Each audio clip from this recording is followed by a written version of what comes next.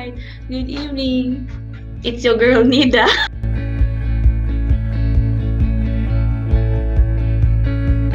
Introduce yourself. Hello, Jang Nida.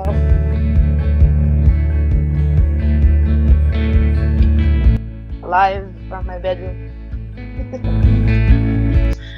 This is our first episode. Uy, more episodes to come. Tonight we're going to have a short book review, virtual book review about Midnight Library.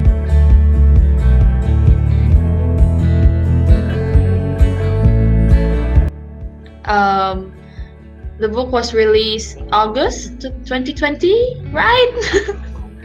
August 2020 by an amazing author, Matt Haig. Matt Haig or Haig? Matt Haig. I'm a new fan. And my friend just recommended the book to me and mind-blowing. Super. First off, we're going to have a few questions and just freely answer the questions. First question, Ate Jang. What are your thoughts on the title?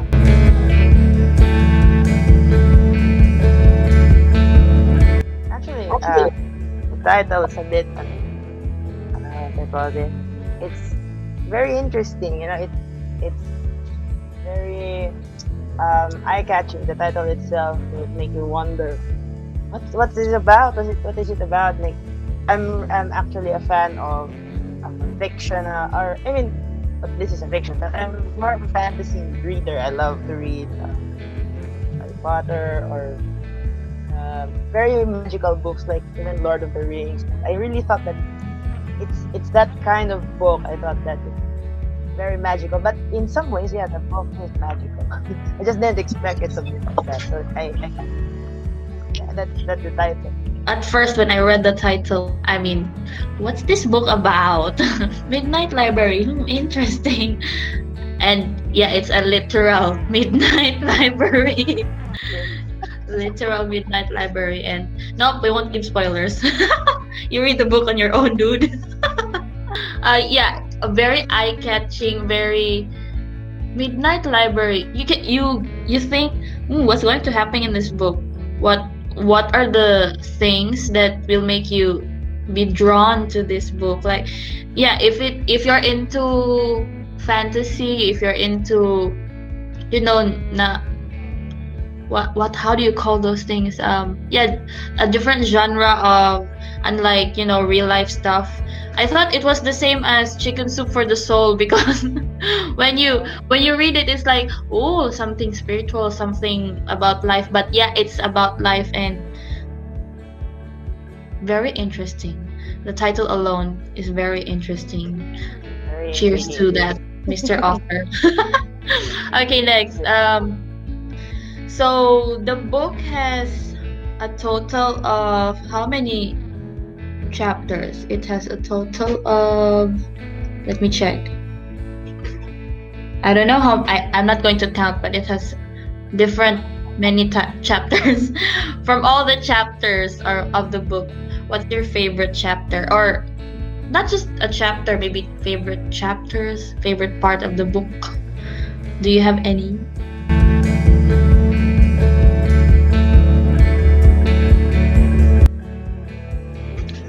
I think the entirety of the book is really fun to read, and like each chapter is like a layer of cake. Like, it's very the way Matt Haig or Haig. I'm sorry, we're butchering someone's name. The way Matt Haig. This is the first book I've read that he wrote, and it's really fun the way he writes. It's like layering different layers of cake, or maybe better analogy for it is a painting. It's the different layers of painting. But it works, and I think if there's a favorite chapter of mine, gosh, how do I do this without spoiling anything? um, let's just say the character, the main character, meets someone was in this same journey as this character is, and I really it's something I didn't really expect from this book. I mean, the story went from one place to another, but this was something that really shook. What? Oh, okay, and it was really a turning point, I think, for the character, and um, really fun chapter to read. And another favorite of mine was by the end. I can't really delve into details, but it was this um, how do you call this? What's interesting about the chapter is you'd think that this is something that the main character was headed to, but again, Matt Haig has this way of writing that would really challenge your expectation for the main character. I mean, yeah. So I think those are two chapters. I think those parts of the story. Yeah. That's Thanks for not giving spoilers. It's so hard not to give spoilers. For me, my favorite chapter would be the last one, the end, because I didn't expect that the main character would choose that way, and it warms the heart because if you read this book, but guys, I don't know if you can relate to it, but Ate Jang and me can really relate to this person in the book. Like, am I that person? Check, no, check, no. Like, but yeah, the ending part was so. I would not say that it's what I expected, yeah, but it's what's more happy or what's more perfect for the character in the story. Like, yeah, that's a good choice, that's what you should do, and I think maybe that's what I would do if I was in her place. Yeah, I don't know, maybe because I can relate to her in some sort of level like that. But yeah, I love the last part because I'm a sucker for last parts of books. Every book I read, I mean, there's something in the last part of book. It's either a cliffhanger or a perfect ending, and this one is a neat ending, a very good ending. Yeah. wrapped Okay, up very next. nicely. Yeah, like perfect cherry on top of a cake. True. Okay, next. If oh no, what's your favorite quote or quotes from the book?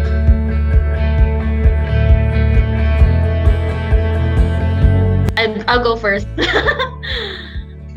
Since I read the book, I'll choose mine first. One. I have one. No, I have two. I'll say my one first. My first one. Never underestimate the big importance of small things, because literally small things make big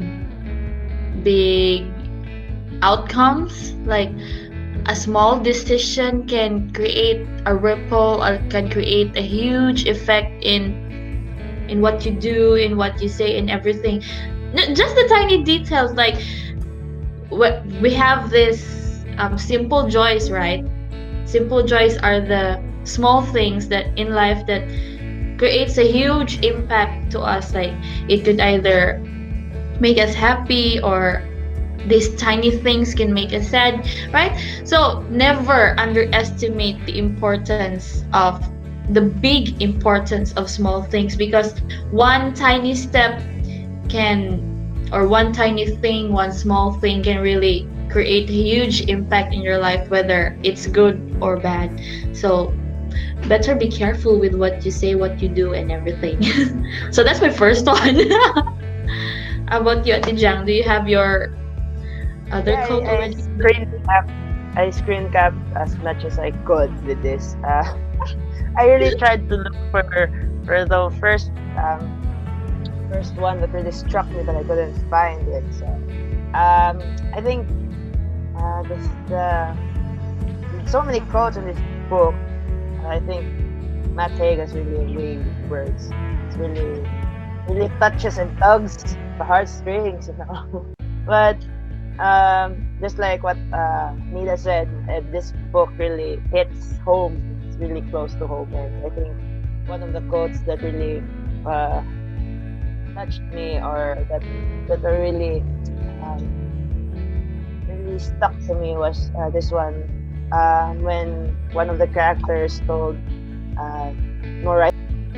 It's when one character told her that because Nora, sometimes the only way to learn is to live, and it really struck me because I'm a very so I'm really open to many new experiences in life, but I'm really easily overwhelmed, and I really panic, and it's really affirming of the decisions that I have to make. I mean, we're at an we're at an age that we have to decide, we have to uh, make choices, and sometimes that for me is very it's a lot, you know. And, sometimes, yeah, it's true. It's true. You have to really live. You have to move. You have to move forward for you to just, learn to live. The way to learn to live is to live. You know, I don't know if that makes sense, but yeah, I think that's one of the quotes that really struck me, because you can't really be anywhere. You can't do things. If you won't do things, you're stuck where you are. I think that's really very wise, yet wisely and yet simply worded quote that really sticks to home. Yeah. Yeah. Do you have another quote? Actually, that was my other quote. Sometimes the only way to learn is to live. Yeah. Is that it? Yeah, just have another one.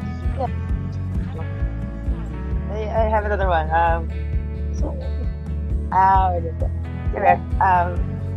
When Nora wrote something at some part of the book, and she said that we don't have to do everything in order to be everything. It's a bit paradoxical, or it's a bit contrasting. It's a bit contrasting to the first one that I said, but it just allows me to know that I have, as much as I want to do so many things, really should know my limit, because like I said, I get easily overwhelmed with many things, and what you're doing, or what I'm doing, this quote, what I'm doing is enough. This quote really affirms me on that. Really, affirms me on I don't have to do everything, to be everything, or to be just anything. I think that's a really nice way of putting things, that for people who are struggling to accomplish something in life, I think where we are is enough. But we have to be, or to dream more, and to move. Yeah. I mean, all the parts of the book is. I still have another one. This one is, I think, can be applied to everyone in general. Because a pawn is never just a pawn. A pawn is a queen in waiting. Right? So this also applies that we may be very simple right now, but someday, somehow, we can be someone great, or you can be someone. Even us right now, like we can say, look at me now, where am I right now? No, when we were younger, we would say, oh, what would I become when I grow up? And now we are here. Like, we couldn't imagine what our 20-ish selves would be, right? Imagine if what we could be in our 30-ish or 40-ish years. So for those younger kids, teenagers, you are a simple dude or girl right now, nah, you still have a long way to go. Just you're a queen or a king in the making. Just enjoy life and don't be too stressed about it. Yeah, all right. Even at our 20s, we still have no idea what we're doing. Yeah. Yeah. It's okay. Just wait, you'll get there. We'll get to where we are, not knowing where to go. You'll get there. All right. So before we proceed with our last, oh no, last two questions. Yeah. Let's give a short, I don't know, synopsis of the book. So we have the main character who is Nora. She's in 30s, in her 30s, I think. Yeah, she's in her 30s. And to give you a little idea about what is the Midnight Library. It's a literal midnight library. Come on. Just like all of us, she has plenty of choices to make and plenty of happenings in her life. So if you want to know what happened to her, what she did, what she went through, how her life ended and continued, better read the book Midnight Library by Matt Haig. It's a very beautiful book. All right. Next question. So we already told our main character is Nora. So in a scale of 1 to 10, how much do you relate to Nora?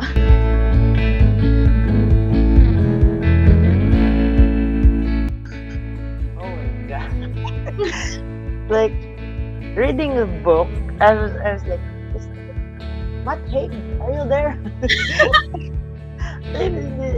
It's so uncanny. I think that I could relate to Nora, like on a scale of 1 to 10. I'm about 7.5. That much, 7.5, 8. Nora's like, what is that happening? I think that's just how Matt Haig writes. He has this laser focus on something that he can grow life out of it. That makes, I think, it's so relatable that I can really say that I'm Nora 80% of the way. Yeah, I totally feel you. I'm also about 7.8, 7.5 or 8-ish rating there. Like when I started reading the book, is this me? And then when I continued reading, is this still me? Is this about me? But eventually when it ended, like I don't want it to be me.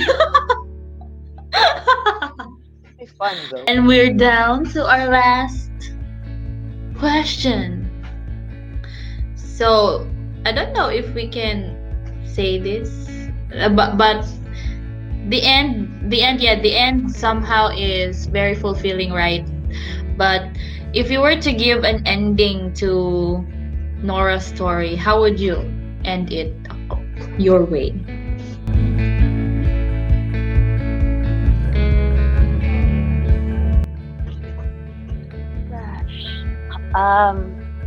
So hard. I think the book has so many, as I read on. I mean, the book has so many ways for it to end. There's so many possibilities. This could be the end right here, or this part. I mean, that's how and I looked at the number of pages I still have left. It's not the end yet. How? It's just so. I was just so curious as to how it would end. That's what one of the things that kept me going is how is this book gonna end? And the end was so fulfilling, almost poignant, but not so much so. But I think if I'd had an ending, I like the way Matt Haig wrote it. I don't think I could think of a different ending aside from the fact, perhaps a wishful thinking. Found the life when she if she did do the thing or the one thing that she regretted when she met someone. Someone special. That very someone special before leaving the library. She had this experience when she met someone, and I think that was a very beautiful life. It really was something that I wish happened. I think that was, if I had an ending, uh, that would be it. But I think it would take away from the beauty of the book. And that's why Matt Haig is the one who wrote the book. Yeah. But yeah, I'd prefer that. I'd love to have that version of that ending. When she met someone, they happily ever after. Though I'm not that kind of reader. I like my tragedies. I love Shakespeare. But I just want Nora to get a break. Get a break, girl. Yeah, and I think I reflected some of me in that. That's why it's wishful thinking. What I want. Because I want that for me too.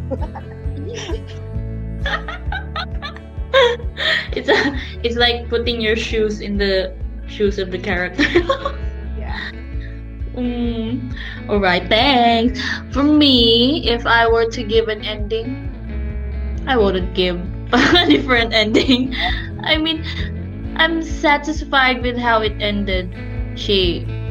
Although she didn't end up with someone special, but yeah, but that's how things end. You don't always end up with what you want in life, because you're just like what Atijan said. We're not the ones who wrote the book. We're not the ones who wrote the book. But yeah, even if I wrote the book, I'd still have the ending that way as how it is written there. And yeah, so that's about it. Woo! I'm gonna read the synopsis I found on Google Books about Midnight Library. So, where is it? When Nora Seed finds herself in the Midnight Library, she has a chance to make things right. Up until now, her life has been full of misery and regret. She feels she has let everyone down, including herself, but things are about to change. The books in the Midnight Library enable Nora to live as if she had done things differently.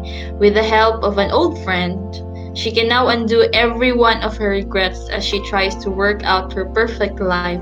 But things aren't always what she imagined they'd be, and soon her choices place the library and herself in extreme danger. Before time runs out, she must answer to the ultimate question: what is the best way to live?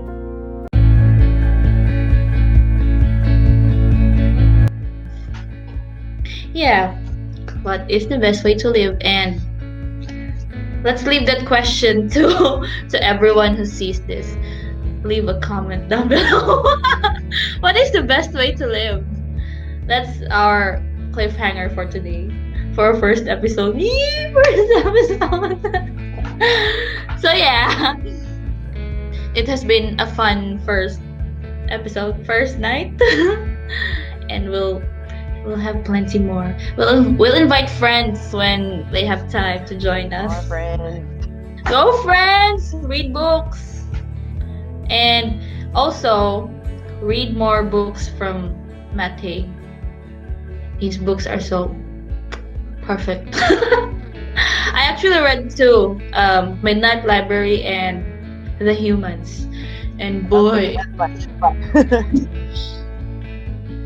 yeah, that's it. So how was your experience for tonight?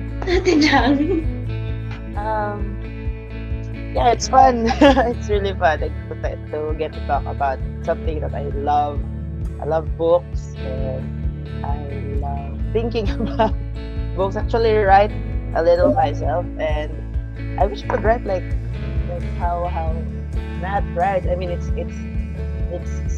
heartwarming, like the way Mitch Albom writes, but at the same time, it's very fantastical and very. If I could put it into a painting, I think I could really compare it to like the Sunflowers by Van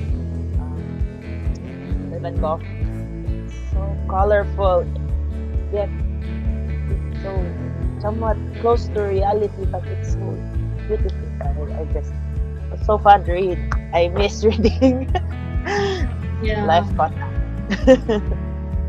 Yeah, and somewhat thankful to this lockdown quarantine because we are able to do things that we weren't able used to do before, like read books.